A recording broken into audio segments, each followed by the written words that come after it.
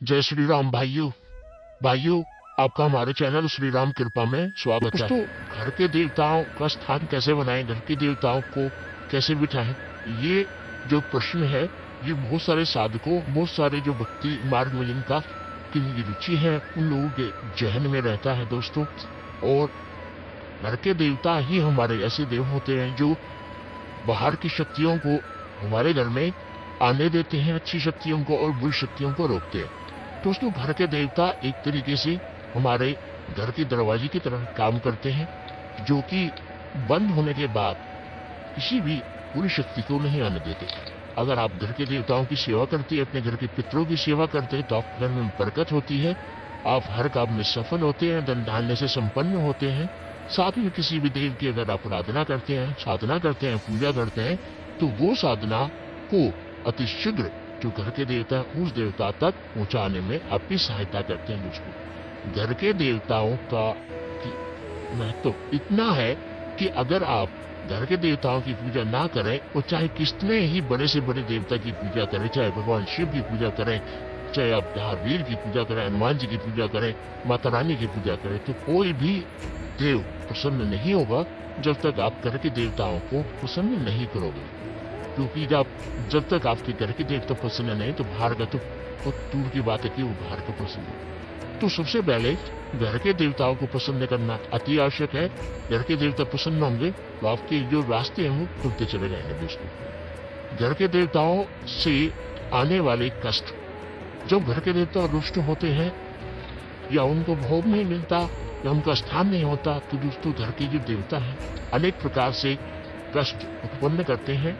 जैसे कि सबसे जो ज्यादा जो कष्ट होता है वो घोड़ा गाड़ी पे होता है। जो हमारी जो घोड़ा गाड़ी होती है, चाहे आप पशु हैं, आपके पशु दूध देना बंद कर रहे हैं, बीमार हो रहे हैं, हमें बरकत नहीं हो रही, लड़ाई झगड़े चल रहे हैं, पैसे कमा रहे हैं पर पैसा दिख नहीं रहा है, हाँ नहीं है, दुष्ट घर के परिवार के लोगों की सोच नहीं मिल रही, तो ये जो लक्षण है ये घर के देवता के अप्रसन्न के लक्षण है, जिसे हम तत्र दोष कहते हैं। दोस्तों, और अब मैं आपको बताने जा रहा हूँ कि घर के देवताओं का स्थान आपको कैसे बनाना है।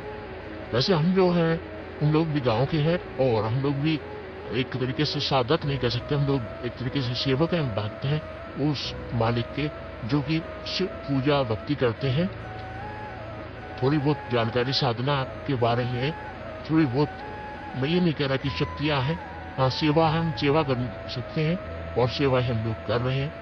तो दोस्तों, घर के देवता जो होते हैं वो ग्रामीण इलाकों में घर के देवताओं को बहुत ज्यादा माना जाता है, और हमने भी अपने घर के जो देवता हैं वो बिठा रखे हैं।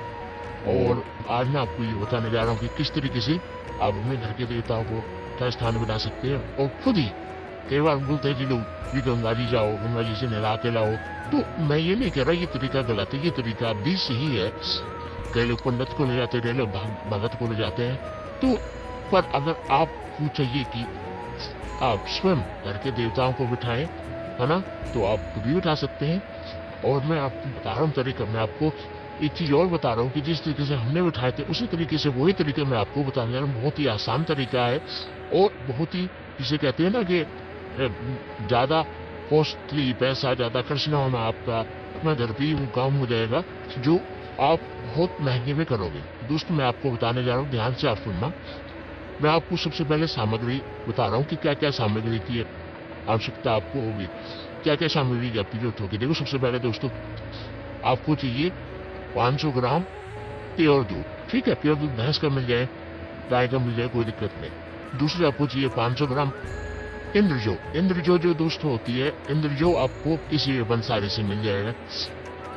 ये एक उसकी तरह होती है, जैसे जीरा होता है, जीरा पर थोड़ा छोटा होता है, वो इंद्रजो होती है, वो लंबी होती है। तो आप किसी पंसारी से इंद्रजो बोलोगे तो वो आपको दे देगा।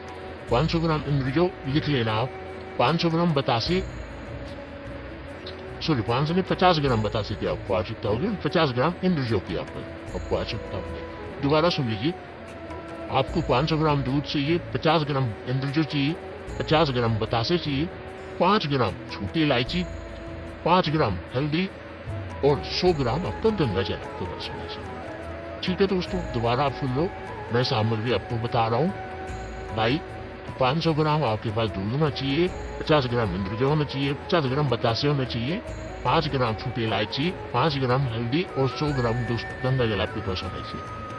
ठीक है भाइयों, अब मैं आपको सामग्री मैंने आपको बता दी। अब आपको क्या करना है कि भाइयों सारी सामग्री को लेके और एक बाल्टी में पानी में घोल लेना है। दोस्त ये जो सामग्री है और पानी आप लोगे, साफ पानी लेना है आपको भाइयों, और उसके बाद आपको घोल लेना है।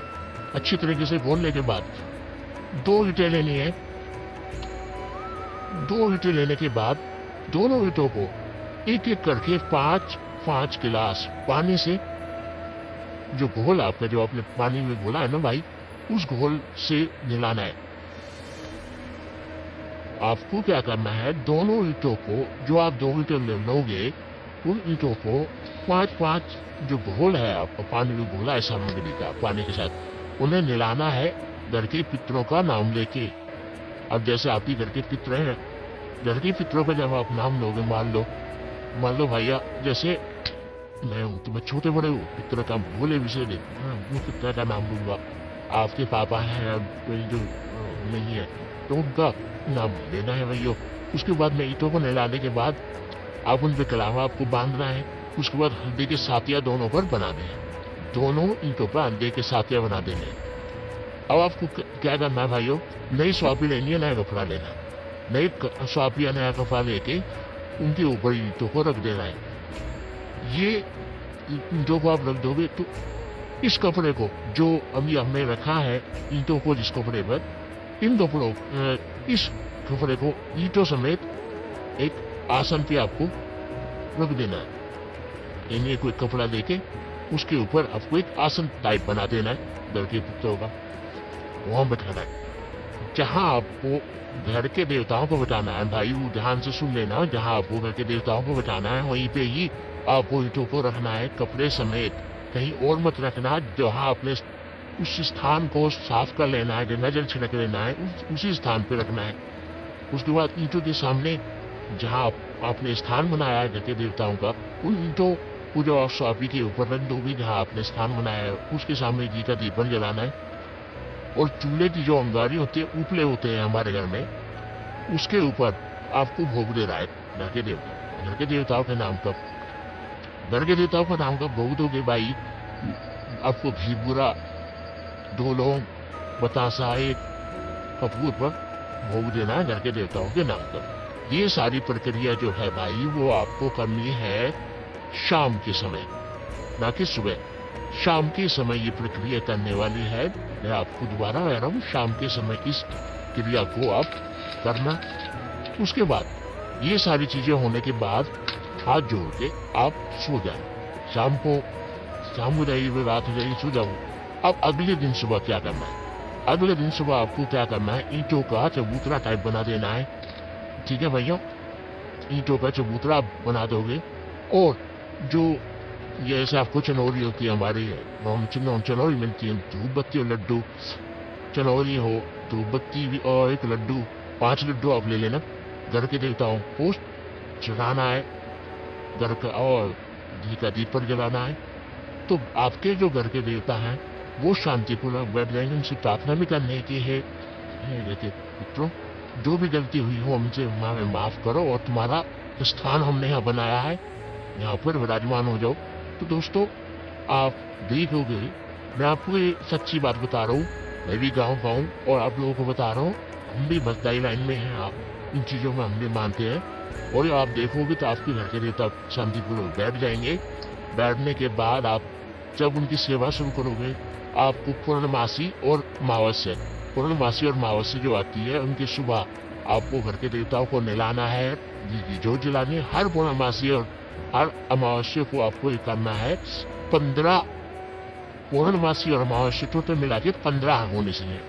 15 पूर्णमासी और अमावस्या को कर लो। जब इनकी सेवा करोगे, नहलाओगे दिलाओगे इनको, उसके बाद में घी का दीपक जलाओगे, धूपबत्ती दिखाओगे, तो देखोगे कि धीरे धीरे घर के देवताओं की कृपा से आपके घर में बरकत, बहुत सारी चीजें जो बने काम है वो आपके और ज्यादा बनने लगेंगे, बिगड़े काम आपके बनने लगेंगे।